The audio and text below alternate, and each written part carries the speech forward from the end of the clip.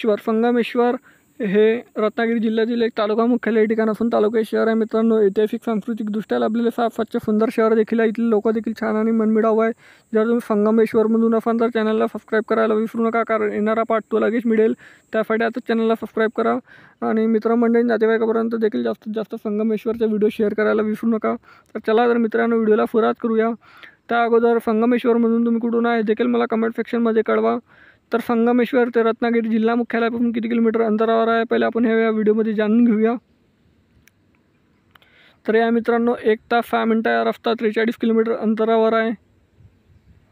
इथलं पुरातन मंदिर बघू शकता जे जीर्णोद्धार चालू आहे। ह्या संगमेश्वर रोडचं रेल्वे जंक्शन आणि ह्या संगमेश्वरचा नकाशा। तरी संगमेश्वरच्या पार्ट 2 साठी चॅनलला सबस्क्राईब करा, व्हिडिओ लाईक करा, शेअर करा। जास्तीत जास्त धन्यवाद मित्रांनो।